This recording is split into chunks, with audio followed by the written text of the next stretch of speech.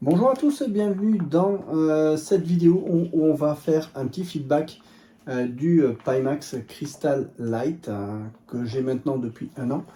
Donc je vais vous faire un petit topo de mon utilisation que j'ai eu depuis un an. Les pour, les contre, est-ce que ce casque est toujours une bonne option pour la simulation de vol? Donc je vais vous faire un petit peu un topo assez complet sur les retours que personnellement moi j'ai concernant ce casque et les petits soucis que j'ai pu avoir à l'utilisation qui ont depuis été réglés et d'autres qui perdurent encore un petit peu et vous allez voir un petit peu pourquoi. D'accord. Donc ce casque qui est sorti donc, il y a maintenant un an, une bonne année. J'ai été pendant plusieurs mois le seul à l'avoir en France. Je vais dire très franchement, le début a été assez compliqué. Néanmoins, une fois les problèmes réglés avec le support de Pimax, j'ai pu vraiment en profiter pleinement. Et aujourd'hui, c'est vraiment un très très bon casque. J'en suis vraiment très très content. Au niveau qualité d'image, on va avoir l'occasion d'en parler. C'est vraiment excellent. Néanmoins, il y a quelques petits je veux dire, défauts de conception qui viennent un peu entacher son utilisation. Ça n'empêche pas le plaisir qu'on a de voler avec. Néanmoins, il y a quelques petits points qu'il va falloir que je vous explique, que j'ai pu avoir. Donc d'abord, les problèmes que j'ai eu au début, j'ai fait pas mal de vidéos sur les soucis que j'avais, c'était surtout des problèmes CPU. C'est-à-dire que le processeur de l'ordinateur n'avait pas suffisamment de puissance pour utiliser les jeux, les programmes qui tournaient en tâche de fond et surtout pour gérer le tracking. Voilà. Avec le support de Pimax, on a fait pas mal de tests pour pouvoir améliorer ça. Et ils ont très très bien travaillé, c'est-à-dire qu'ils ont allégé la couche de tracking. Parce qu'il faut savoir que vous avez quand même plusieurs caméras qui sont des caméras assez haute définition, ce qui fait que ça fait beaucoup de travail que votre CPU peut faire, ce qui n'est pas le cas sur des casques comme le Pico 4 que j'avais avant, ou le Quest 3, où là vous avez dans le casque une puce qui va gérer ce tracking, c'est-à-dire que ce n'est pas votre ordinateur, ce n'est pas votre CPU qui va le faire. Alors que là, eh ben, il n'y a pas de puce dans ce casque, ce qui fait que cette charge, elle est déléguée à votre CPU, donc ça va rajouter également de la charge CPU. Et donc au début, il a fallu optimiser un peu tout ça, et notamment les problèmes que j'avais de mouvements qui étaient un peu saccadés, et notamment d'images figées, ça venait clairement du CPU qui était à 100%, donc qui était en surcharge. Et dès qu'il arrive en surcharge, le premier logiciel qu'il dégradait, c'était le système de tracking du Pimax. Donc ça, c'était vraiment évident. À chaque fois que j'avais des pics à 100%, j'avais tout de suite des frises au niveau de l'image, au niveau du tracking. Alors que le nombre d'images par seconde qui était envoyé par la carte graphique, ça ne bougeait pas. Donc ça a été très très bien corrigé. Aujourd'hui, je n'ai plus du tout ce genre de problème. Alors certains l'ont encore, c'est le cas de certains retours que j'ai eu tout récemment. Est-ce que c'est des problèmes de qualité de conception de certains casques? Ça, je ne saurais pas le dire. Mais en tout cas, dès qu'on a réglé ce problème-là avec Pimax, je n'ai plus eu du tout de problème derrière. Voilà. Ce que m'a envoyé également Pimax, pour remercier d'avoir un petit peu aidé à se corriger ces problèmes, c'est cette sangle que vous avez sur le dessus, voilà, qui permet de pouvoir fixer le casque par le haut, parce que ça permettait notamment de soulager le poids, parce que c'est vrai, quand on voit la taille, quand on met le casque, vous avez quand même pas mal de poids qui vient se mettre au niveau du nez ici. Voilà. Et le fait d'avoir ce support, ça permet de régler correctement la hauteur et on y gagne clairement en confort. Cela dit, il y a encore quelques petits soucis de confort qui viennent un petit peu gêner l'utilisation. C'est pas catastrophique non plus. Les mousses sont très bien, rien à redire, même au niveau du casque ici, les mousses sont bien. Voilà. Néanmoins, il faut reconnaître qu'au bout d'un certain temps d'utilisation, les mousses que l'on a sur le dessus, à force de bouger un petit peu, on va avoir toujours tendance un petit peu à faire un peu ça, et ça vient frotter sur la mousse. Et au bout de quand même quelques heures de jeu, d'utilisation, on a une espèce de, comment dire, d'irritation qui peut venir. Alors c'est pas non plus la cata, les mousses sont quand même bonnes, c'est pas gênant. Mais néanmoins, moi j'aimais bien ce que j'avais sur le Pico 4, un système qui venait appuyer sur le dessus du front, et on pouvait soulever assez facilement le casque. On en parlera après, ça va venir sur un autre casque de Pimax, mais qui arrivera dans le courant de l'année. Donc voilà, une fois que vous avez le casque en place, il n'y a pas de souci, hein, il est bien réglé.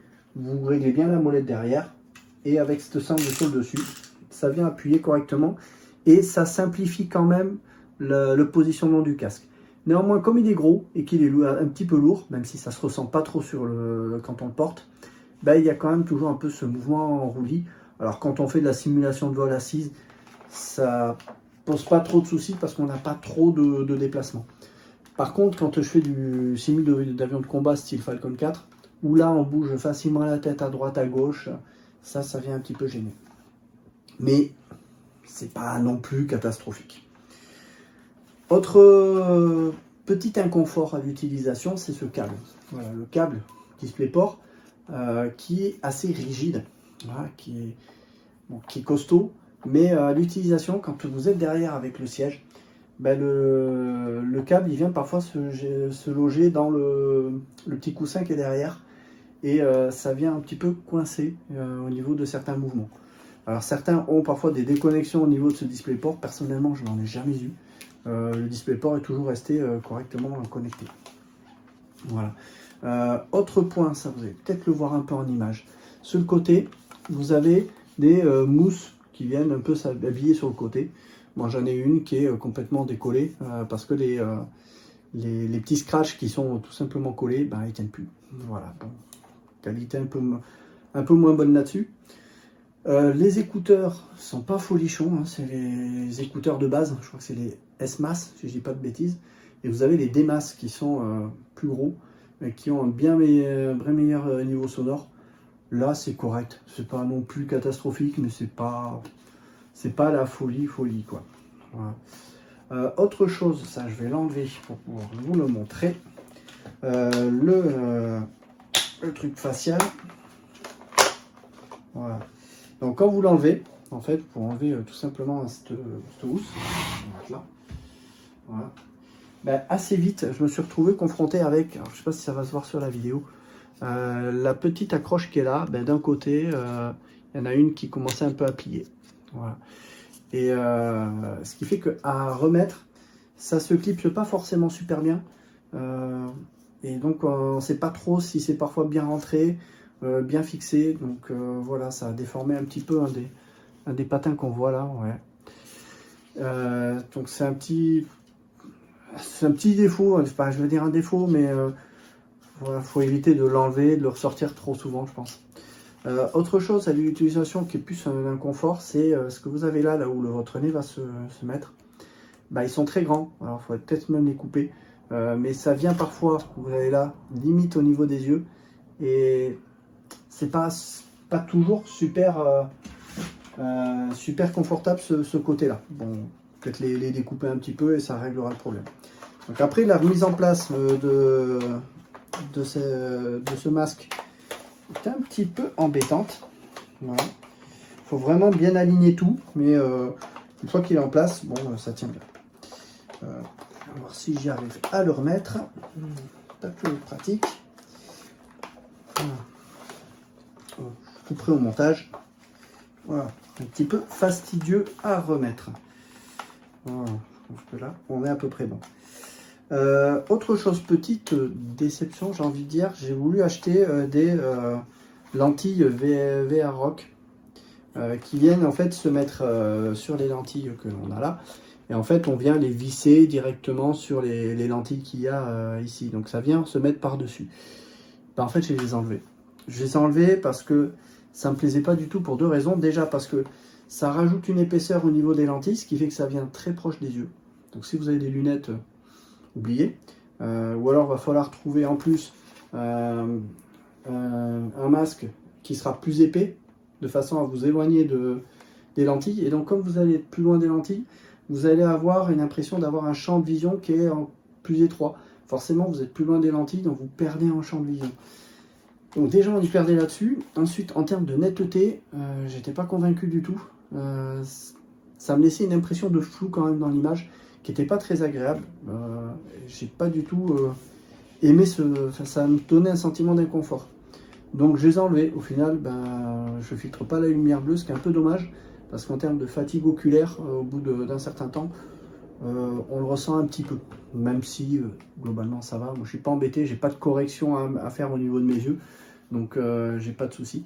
Mais voilà, je suis un peu déçu d'avoir pris des lentilles qui au final s'adaptent pas correctement, on va dire, sur ce casque. Donc moi les VR Rock, il y en a beaucoup qui en sont contents. Moi j'en suis pas du tout satisfait, donc au final je les utilise pas. Voilà. Sinon que dire d'autre par rapport à ce casque? Hormis ces petits griefs, j'ai envie de dire que j'ai pas grand chose à lui reprocher. La qualité d'image elle est excellente. Ce que je dois également souligner, c'est le travail de Pimax en termes de logiciel. On va voir un petit peu tout ça. Là, il y a une petite mise à jour. On va finir la mise à jour. Pimax a été pas mal décrié sur les casques concernant leur qualité. Ça, c'est un petit peu des retours que l'on a. On avait une qualité du Crystal Light qui était assez inégale, suivant ceux qui les recevaient. Personnellement, moi, je n'ai pas à m'en plaindre. Néanmoins, certaines personnes, oui, ils ont dû retourner quand même le Crystal Light. Par contre, en termes de... là où je trouve que Pimax a fait un gros travail en l'espace d'un an, désolé pour le chat, c'est sur l'aspect logiciel et notamment sur Pimax Play. Qui peut paraître un petit peu complexe un peu au début, mais au final, vous pouvez régler relativement facilement vos paramètres et surtout les optimiser par rapport à la configuration que vous avez. Ça, je trouve qu'ils ont fait un superbe boulot en l'espace d'un an. Et ça, c'est du travail qui est, c'est du temps de gagner pour les futurs casques qui vont sortir. Donc ça, c'est vraiment top. Vous pouvez vraiment optimiser tout ça. Au niveau de l'utilisation, vous avez le choix entre SteamVR, OpenXR et SteamVR, j'ai beaucoup de mal, notamment à certains jeux, j'avais de gros lags. On sent vraiment que la couche SteamVR, elle vous pompe quand même pas mal de puissance et notamment certainement de mémoire.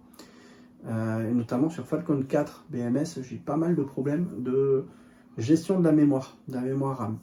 Sur Flight Simulator, globalement ça va, j'ai pas à m'en plaindre, même sur le 2024, notamment avec la dernière Sim Update 2. Très franchement, c'est nickel. Néanmoins, on sent qu'il faut quand même bien baisser les paramètres graphiques avec la RTX 4070 Ti Super que j'ai, qui est déjà pas mal. Néanmoins, je suis en très moyen au niveau des réglages. Ça me frustre un peu. Voilà, je pense que la prochaine optimisation que je vais faire, je vais en parler juste après, ça ne sera pas forcément dans l'évolution du casque, mais plutôt dans la carte graphique.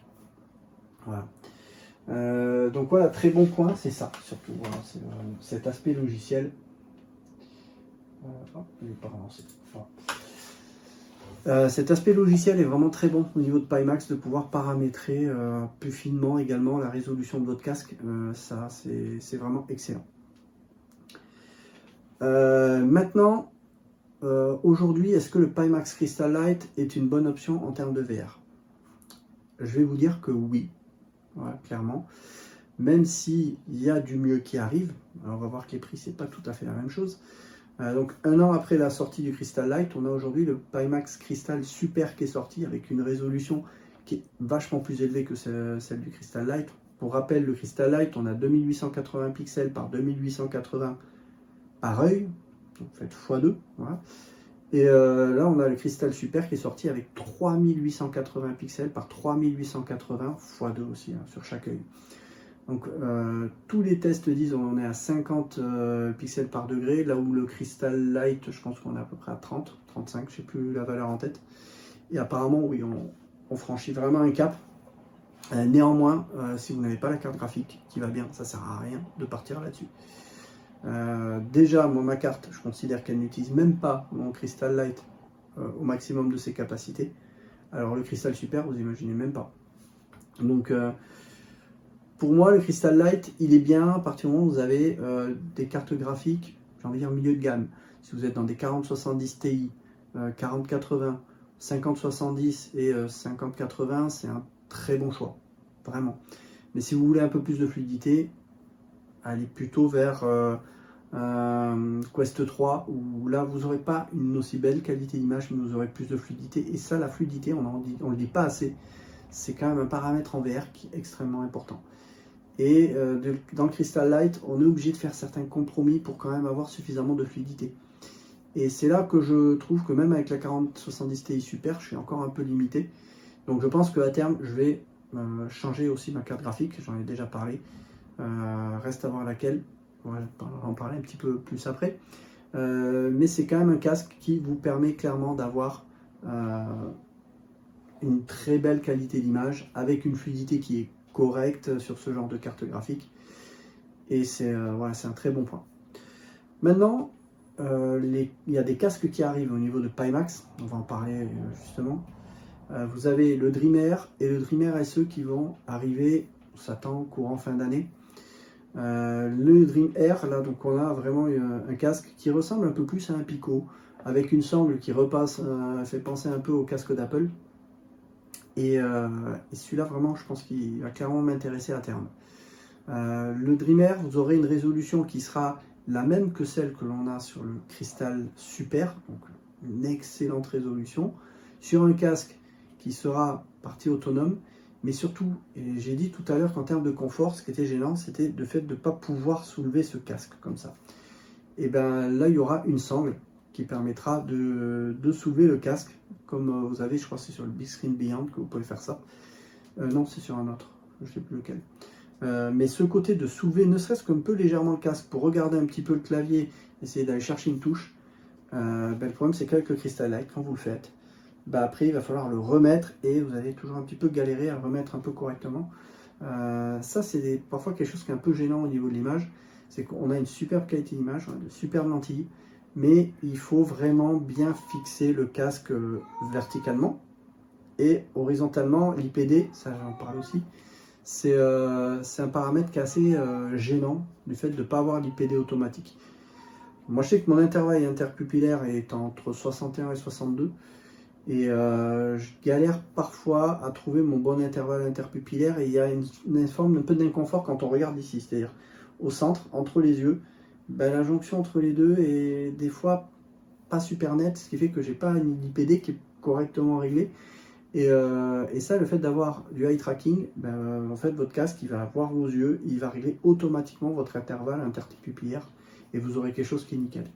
Donc ça, c'est quand même un petit point en plus. Donc là, le Dreamer, il va vraiment apporter tout ça, mais il sera quand même à peu près, je crois, 2000 €, ce qui est quand même très cher pour un casque de ce genre. Néanmoins, vous aurez une version un peu plus soft du Dreamer, le Dreamer SE, qui aura une résolution, j'ai plus les valeurs, je crois que c'est 2500 ou 2600 par je sais plus combien. Donc on est un petit cran en dessous du Crystal Light. Néanmoins, je pense que ce sera déjà très bon et lui, on sera à peu près dans l'ordre de prix du Crystal Light. Donc vous allez vous retrouver avec soit le choix de faire le Crystal Light avec une belle résolution, ou alors un Dreamer SE qui sera un petit poil en dessous et qui sera peut-être un peu plus confortable. Donc là, le choix du confort peut se poser. Néanmoins, au niveau de l'utilisation, si vous êtes sur un Dreamer SE, je pense que sur une carte moyenne gamme, ça sera très bien, comme le Crystal Light. Par contre, si vous avez une carte haut de gamme, que vous avez les moyens de vous payer une 40-90 ou une 50-90, bon, partez peut-être plus sur un gros casque. Néanmoins, en termes de carte graphique, c'est là que j'arrive sur ce point-là, moi je préfère garder mon Crystal Light pour l'instant. Je ne vais pas changer de casque. Et je vais plutôt, dans un premier temps, changer ma carte graphique. Pas tout de suite, mais peut-être d'ici la fin de l'année. Et je me tâte vraiment finalement à prendre la RTX 5090, qui reste la meilleure des cartes actuellement. Alors que c'est quelque chose, si vous avez suivi mes vidéos, je ne recommande pas de la prendre. Pourquoi? Parce que les prix, quand elle est sortie, c'était tout simplement démentiel. On était à plus de 3000 € la carte. C'était abusé. Là, on devient à des tarifs qui sont un peu plus dans les 2500 €.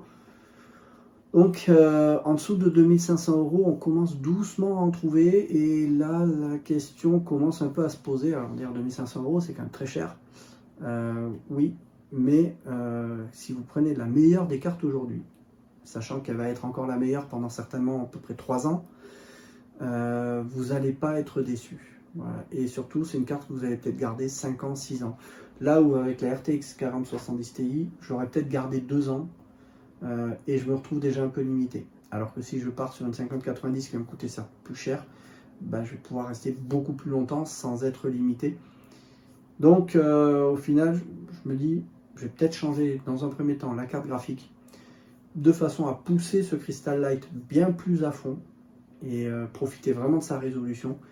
Et seulement plus tard, je changerai de casque. Pourquoi? Parce qu'aujourd'hui, les technologies sur les casques, ça évolue très vite. Vous imaginez qu'en un an, on a fait déjà un bond phénoménal avec le Crystal Super. Qu'est-ce que ça va être encore dans un an? Ben, on n'en sait rien.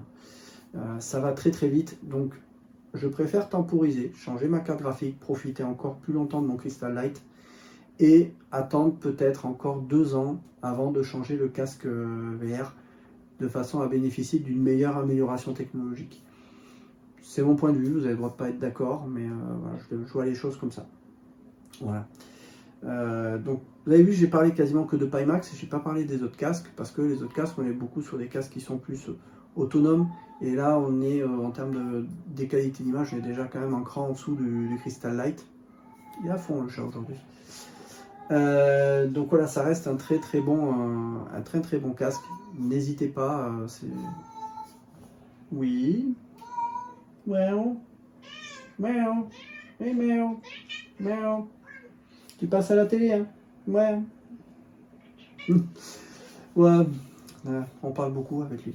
Voilà. Et il comprend beaucoup de choses. Donc voilà, le casque Crystal Light, ça reste un très très bon casque. Moi, je vous le recommande. Si vous avez besoin d'un casque aujourd'hui, ça reste un bon casque. Si vous voulez attendre encore quelques mois, attendez le Dreamer SE. Là, vous aurez pour à peu près le même prix un très très bon casque, je pense. Et tous ces nouveaux casques de Pimax vont justement bénéficier du travail logiciel qu'a fait Pimax au cours de cette année. Et ce qui est quand même plaisant, c'est que dans les retours que j'avais fait à Pimax, quand on avait fait les pour, les contre, les petits points, les petits défauts que je trouvais au casque, un des points, c'était justement ce confort et le fait de ne pas pouvoir soulever le casque. C'était un des points que j'avais soulevé.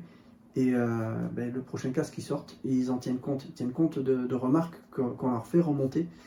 Alors certains leur reprochent de sortir parfois peut-être un peu trop de casques, peut-être un peu trop marketing à sortir des nouveautés. Mais on va pas se plaindre. On a une société qui est spécialisée dans la VR et qui innove. Aujourd'hui, dans le monde de la VR, Pimax est un des rares à innover. Et même si leurs produits ne sont pas encore parfaits en termes de qualité de fabrication, ils s'améliorent et surtout ils nous proposent des casques en termes de simulation de vol qui sont vraiment, c'est vraiment un plaisir aujourd'hui. Donc j'ai pas connu les anciens Pimax, donc je peux pas tellement juger, mais en tout cas depuis Crystal Light, Pimax a franchi un cap, clairement. On peut toujours les critiquer que certaines choses sont pas encore parfaites. Ils s'améliorent et ils font les choses bien. En tout cas, c'est mon point de vue. Si vous n'êtes pas d'accord avec moi, vous avez le droit.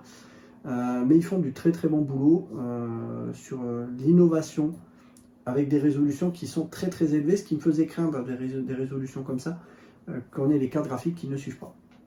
Au final, on se rend compte que avec les nouvelles technologies NVIDIA, au final, les tests que j'ai pu voir, ça montre que ça marche très bien, c'est beaucoup mieux optimisé.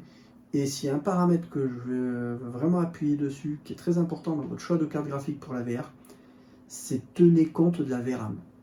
Ça, c'est hyper important. Quand je vois l'utilisation de la VRAM que j'ai parfois sur Flight Simulator, je suis quasiment au max, on tourne quasiment à 16 Go.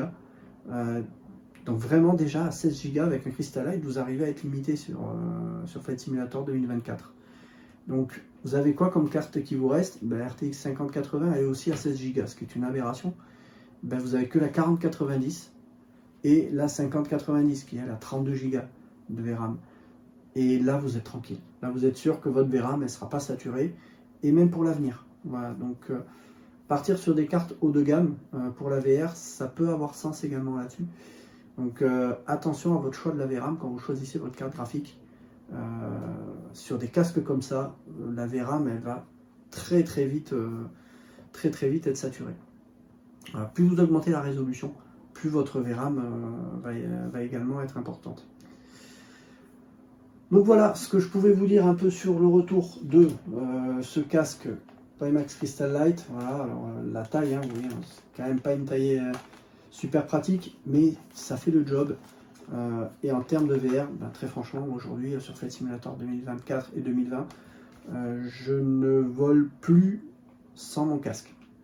Et éventuellement quelques vols un peu en IFR quand j'ai besoin de travailler depuis l'écran et avoir la tablette à côté. Donc là, comme je disais, pour soulever le casque, c'est pas pratique. Donc pour garder la tablette et des cartes de procédure, c'est pas super pratique. Néanmoins, en termes d'immersion, ça a révolutionné ma façon de faire de la simulation de vol. Clairement, c'est fantastique. Si vous n'avez pas testé un casque avec cette qualité d'image, vous ne pouvez pas comprendre. Vous ne pouvez pas comprendre l'immersion que vous y gagnez et le plaisir du vol que vous pouvez avoir alors que vous êtes sur un ordinateur. C'est vraiment génial. Et aujourd'hui, on arrive à avoir des technologies qui sont suffisamment matures pour vraiment utiliser ça correctement et avec des résolutions qui arrivent, qui sont des résolutions de dingue. Là, j'ai vraiment le sentiment de jouer sur un écran qui serait quasiment entre de la 1080 et de la 1440p. Et ceux qui ont le Crystal Super disent qu'ils ont vraiment l'impression d'être sur de la 4K. Donc visuellement, ça doit être quand même quelque chose d'assez fantastique, mais il vous faut la carte graphique qui va bien. Mais si vous avez le matériel qui va bien, je peux vous assurer que la VR, c'est vraiment fantastique. Il faut vraiment la tester pour s'en rendre compte. Donc voilà, c'est un très bon casque que je recommande. Est-ce que je le recommanderai à la fin de l'année lorsqu'il y aura le Dreamer SE qui sera peut-être sorti? Je ne sais pas. Donc je ne prévois pas d'acheter ces casques dans l'immédiat. Après maintenant, on ne sait jamais si Pimax veut m'en proposer un pour me le prêter et le tester. Je suis toujours ouvert. Mais pour l'instant, voilà, je ne prévois pas de changer de casque. Je pense plutôt aller sur une carte graphique plus puissante pour pouvoir pousser ce casque. Parce que je peux vous assurer que même avec une 4070 Ti Super, je suis obligé de bien baisser les graphismes. Donc j'estime que je suis à peu près à la moitié de ce que ce casque pourrait donner. Donc j'imagine même pas à pleine résolution ce qu'il peut donner. Ça doit être quelque chose vraiment de fantastique. Mais c'est voilà un super casque, un peu lourd, un peu encombrant, mais bon voilà. Pimax a bien compris que l'encombrement, c'est les choses qu'on va faire remonter. Ça reste un petit peu gênant. Et là, on voit qu'avec le Dreamer, ils ont vraiment pris ce virage d'un form factor, donc une taille de casque beaucoup plus petite, avec plus de confort. Donc ça va dans le bon sens. Ils écoutent tout ce qu'on leur dit et ça, c'est appréciable. Voilà. Je ferai une autre vidéo sur Flight Simulator 2024 pour parler de la Sim Update 2. Voilà. Je ne sais plus comment ça s'appelle. Voilà. Parce qu'il y a quand même pas mal d'améliorations en termes de VR. J'en parlerai en direct sur une autre vidéo. Néanmoins, il y a toujours des choses entre Flight Simulator 2020 et 2024 qui ne sont pas encore parfaites. On y gagne beaucoup en termes de stabilité. J'ai très peu de retours bureau maintenant sur le 2024 avec la VR. Néanmoins, il y a toujours ces textures d'images satellites qui sont un cran en dessous sur le 2024. Quand on vole avec le 2020, je peux vous assurer que j'ai une sensation qui est plus jolie sur le 2020, ce qui peut paraître aberrant et certains ne sont pas d'accord avec moi là-dessus, mais je peux vous assurer que visuellement en VR, c'est vraiment la sensation que j'ai. J'ai plus de plaisir à voler sur une image satellite qui est plus définie plutôt que sur Flight Simulator 2024 où pour moi les technologies d'IA qui rajoutent des éléments à droite à gauche, ça ne fait pas tout. Voilà, pour l'instant, on n'est pas encore à ce niveau-là. Même si sur la dernière update, il y a quand même beaucoup de mieux, c'est beaucoup plus fluide, c'est beaucoup plus stable et c'est tant mieux. Voilà, ce sera tout pour cette vidéo. C'est pas souvent que je me filme. Voilà, j'aime bien plutôt filmer ce que je filme sur ordinateur, mais je me filme assez peu. Mais j'estimais que là-dessus, il fallait quand même que je vous montre certains détails sur le casque. Donc je dis, bon, je fais une exception pour une fois, je me filme. Voilà, ce sera tout. Je vous dis à très bientôt pour d'autres vidéos sur Flight Simulator. Je travaille aussi toujours sur une vidéo sur le MH370 concernant la désinformation. J'ai beaucoup de mal à avancer la vidéo parce que je suis très pris à côté sur d'autres choses plus importantes du point de vue professionnel. Donc j'ai d'autres priorités, mais la simulation me permet de m'évader un petit peu aussi. Et voilà. Mais d'autres vidéos viendront sur le MH310, mais en ce moment là je suis trop occupé sur d'autres choses et j'aime bien faire un petit peu des pauses break plutôt que de me mettre la pression pour faire des vidéos. Bon, ben, je fais les choses plutôt à la cool. Voilà. À bientôt!